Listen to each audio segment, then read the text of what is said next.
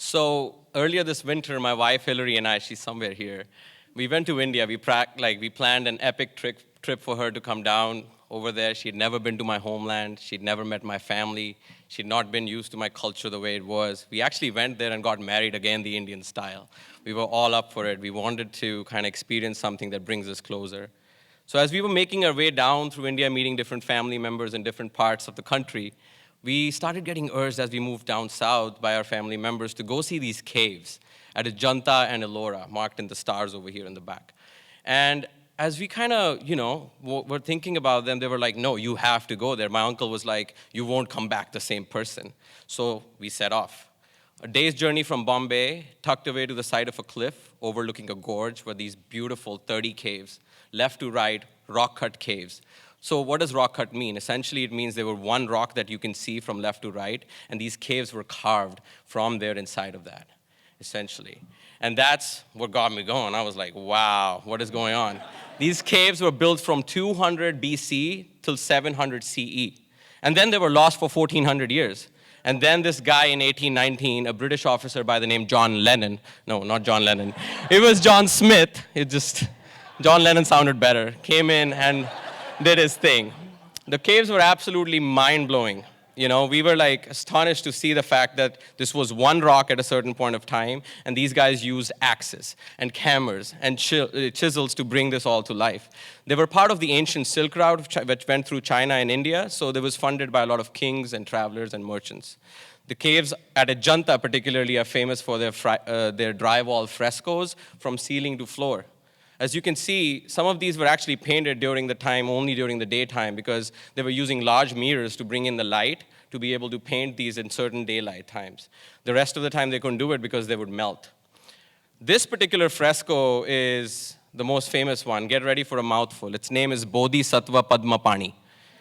And this was a personal experience. Seeing this one was a personal one because I saw this on my dad's pamphlet collections, and I remembered that he, as a kid, had actually been to these caves when he was an art student my age.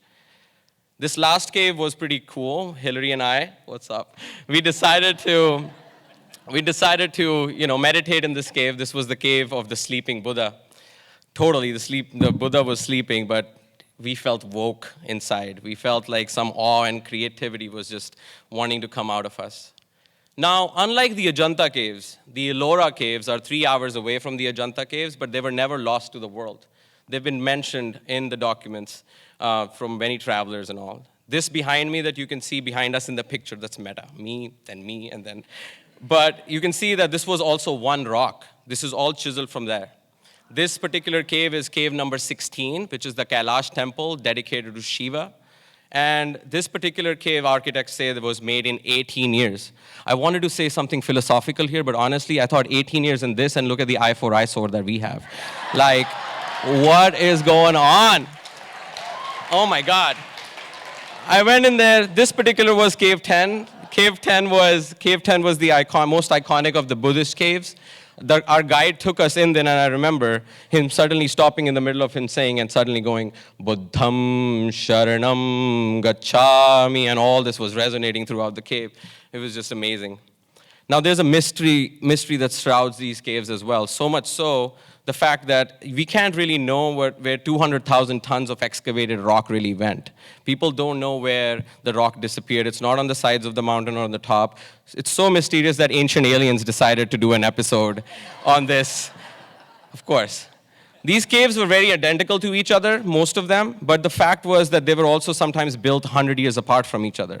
And that was the really crazy part about it. That picture I took on the right was a little bit paradoxical because this monk had just got done chanting from an iPad, closed it off, sitting in this ancient cave. It felt quite poetic for the time.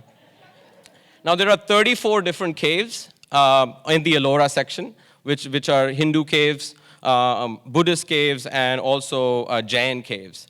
This particular idea of having these multiple religions, talks about the secularism and the ideas that were there at that time. People were very tolerant. Expression is at the heart of any art, and this was true for this place at that time as well. This particular rock slab that you see is the entire Hindu epic of Ramayana, written down in one piece of rock. I looked at this and I was like, wow, these guys were doing this with hammers. I can write some more for Hillary, you know. These caves also were a window to the golden age of India. I mean, you look at these caves and you realize what the people during that time must have been hearing about the land and all that. I also felt that were these people making these things for timelessness, or were they so in the moment that they didn't even realize what they were creating? These caves also had many lessons for the young couple that Hillary and I are.